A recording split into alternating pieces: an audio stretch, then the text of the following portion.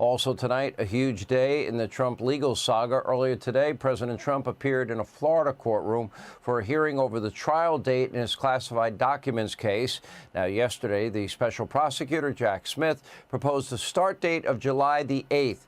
By the way, it's the same month of the RNC convention. Today, Judge Cannon in Florida cast doubt on this timeline, saying it would compress a lot of pretrial arguments and deliberations into a very short window. And earlier today, lawyers delivered closing arguments in the hearing over Fani Willis and her alleged misconduct and whether or not she will be removed from this case.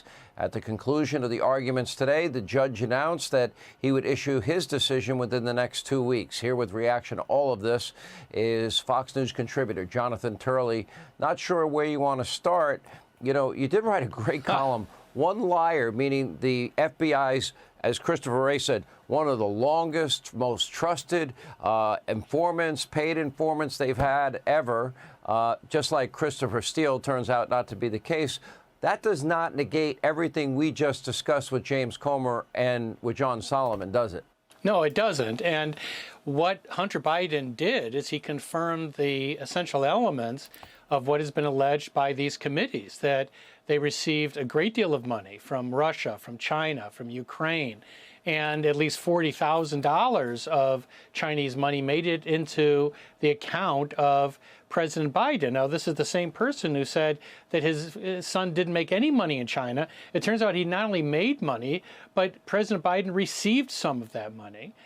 He also confirms other aspects of this. What he keeps on saying is a mantra is that all of this was perfectly legal. He adds that it's perfectly ethical, which is really something that left many of us dumbfounded. You know, you can say that influence peddling can be done legally, but no one argues it's done ethically. It is corrupt. The U.S. government has pushed treaty obligations to ban influence peddling because it views it as one of the great forms of corruption. It has always been viewed as corruption. Now, what we now know is that the president was involved and was confirmed by Hunter Biden is involved in a great number of these meals, these dinners, these meetings. He was clearly aware of his son's dealings with foreign governments. He lied during the campaign. But more importantly, he had to be aware that his son was influence peddling. It was being covered in some of the media. We have a tape recording on the laptop from President Biden dealing with a New York Times article that deals with his foreign dealings. So, you know, the statement of the president is manifestly false. And a lot of this confirmed that. So the question is, what do we do about that? Yeah. Let me ask you, I was very hopeful. I think it's very important that the Supreme Court take up the immunity issue, and I'm glad that they did. To me, it's of great consequence in terms of the court and presidential, obviously, immunity in this case. I think that's an important issue for the country. Then you had Fani Willis and wrapping up closing arguments today. I want to get your take on both of them. Do you think any of these cases, maybe except for the Bragg case that I'm not even sure what they're charging Donald Trump with in New York, even at this late date, do you think any of these cases see the light of day before Election Day?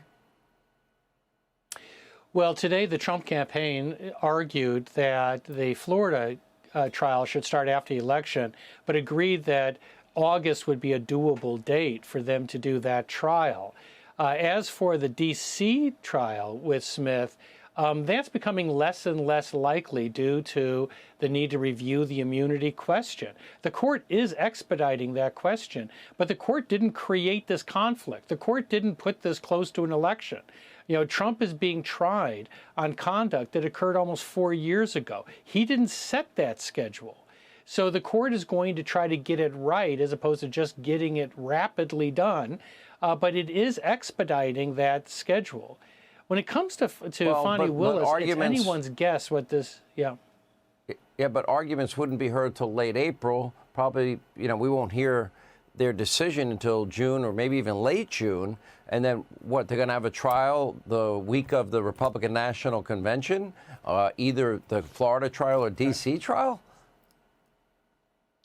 I think that the D.C. judge should give up the ghost here and just say, look, let's stop trying to shoehorn this in before the election. It's just too close to the election, and the public will have to render its own verdict. Yeah. And what about Fani Willis? Last word.